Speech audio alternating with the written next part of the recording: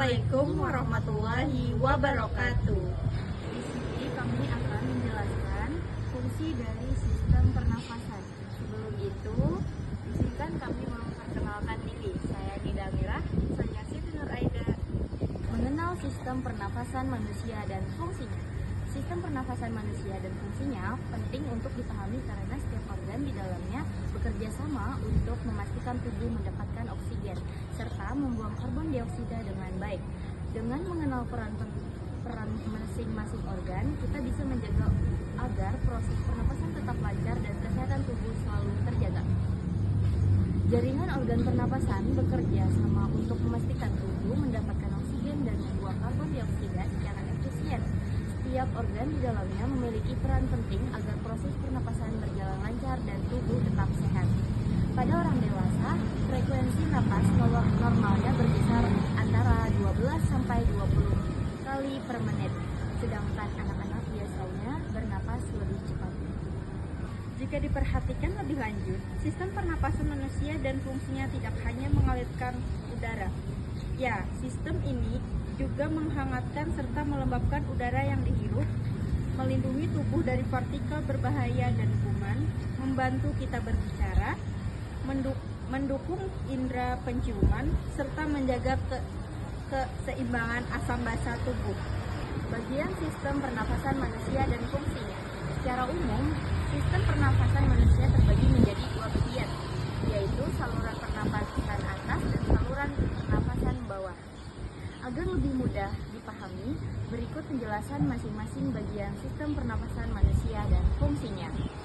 Di saluran pernapasan atas, yaitu hidung, udara yang kita hirup pertama kali masuk melalui hidung. Di sini, udara disaring oleh rambut halus silia, kemudian dihangatkan dan dilembabkan oleh selaput lendir sehingga lebih nyaman masuk ke saluran pernapasan berikutnya. Faring. Faring adalah penghubung antara rongga hidung, mulut, dan laring. Udara yang masuk diteruskan ke saluran pernapasan lebih dalam sambil disesuaikan suhu dan kelembapannya. Laring.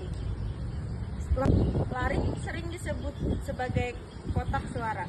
Organ ini membawa udara dari faring ke trakea, melindungi saluran napas dari benda asing dengan epiglotis dan menghasilkan suara saat kita berbicara. Saluran pernafasan bawah. Saluran pernafasan bawah adalah bagian saluran napas yang terletak di dalam dada. Berbagai organ yang termasuk dalam saluran pernafasan bawah adalah sebagai berikut. Yang pertama, trakea. Trakea merupakan saluran utama dari laring ke bronkus. Dinding trakea dilapisi silia dan lendir yang membantu menyaring partikel asing dan mencegah kuman masuk ke paru-paru. Yang selanjutnya, kedua, bronkus. Bronkus menyalurkan udara dari trakea ke paru-paru kanan dan kiri, serta menangkap partikel asing melalui lendir pada dindingnya. Yang ketiga, bronchiolus. Bronchiolus adalah cabang-cabang kecil dari bronkus yang mendistribusikan udara ke seluruh bagian paru-paru, memastikan udara sampai ke alveolus. Selanjutnya, paru-paru. Paru-paru adalah organ utama tempat pertukaran gas. Di sini, oksigen diambil dari udara yang dihirup dan karbon dioksida dilepaskan dari darah untuk dikeluarkan dari tubuh. Selanjutnya, alveolus. Alveolus merupakan kantung udara kecil di dalam paru-paru. Disinilah terjadi pertukaran oksigen dan karbon dioksida. Caranya, oksigen masuk ke pembuluh kapiler darah, sementara karbon dioksida berpindah ke alveolus untuk dikeluarkan. Cara kerja sistem pernapasan manusia. Bayangkan oksigen sebagai penumpang yang ingin masuk ke dalam tubuh, lalu diafragma adalah tenaga yang menarik penumpang tersebut masuk. Berikut adalah urutan proses keluar masuknya udara pada sistem pernapasan manusia. 1. Proses masuknya udara. Udara dari luar masuk melalui hidung.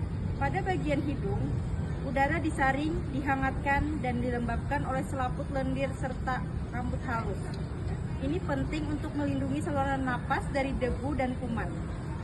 2. Udara dibawa ke saluran napas bawah. 2. Udara menuju saluran pernapasan. Setelah melewati hidung, udara bergerak melewati faring dan laring. Laring memastikan udara menuju saluran yang benar, sedangkan laring mengatur agar saluran makan dan saluran napas tidak tercampur. 3. Udara dibawa ke saluran napas bawah. Dari laring, udara dilanjutkan ke trakea. Trakea adalah tabung yang akan membawa udara menuju bronkus. Di sini, partikel asing yang lolos dari hidung akan kembali ditangkap oleh silia dan lendir di dinding trakea. Keempat, penyebaran udara ke paru-paru. Setelah melewati trakea, udara dialirkan ke bronkus yang bercabang ke paru-paru kanan dan kiri.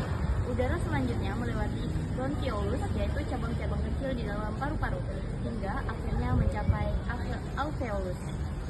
4. Penyebaran udara ke paru-paru. Setelah melewati trakea, udara dialirkan ke bronkus yang bercabang ke paru-paru kanan dan kiri. Udara selanjutnya melewati bronkiolus, yaitu cabang-cabang kecil di dalam paru-paru, hingga akhirnya mencapai alveolus. Yang kelima, pertukaran gas di alveolus. Di alveolus terjadi pertukaran gas, yaitu oksigen masuk ke dalam kapiler darah, sementara karbon dioksida dari darah masuk ke alveolus untuk dikeluarkan saat kita menghembuskan napas. Ketika proses pernapasan ini tidak berjalan dengan baik, sistem pernapasan manusia dan fungsinya bisa mengalami berbagai gangguan. Misalnya, tubuh bisa terkena pilek, asma, infeksi saluran nafas, atau gangguan paru-paru lainnya. Untuk membantu mencegah masalah ini, sebaiknya hindari polusi udara dan asap rokok, rajin mencuci tangan, menjaga kebersihan lingkungan, serta penuhi kebutuhan cairan dan gizi. Setiap organ dalam sistem pernafasan punya peran khusus agar tubuh selalu mendapat oksigen dan membuang karbon dioksida secara optimal. Itulah penjelasan dari kami mengenai materi Sistem pernapasan pada manusia dan fungsinya. Sekian dari kami. Wassalamualaikum warahmatullahi wabarakatuh.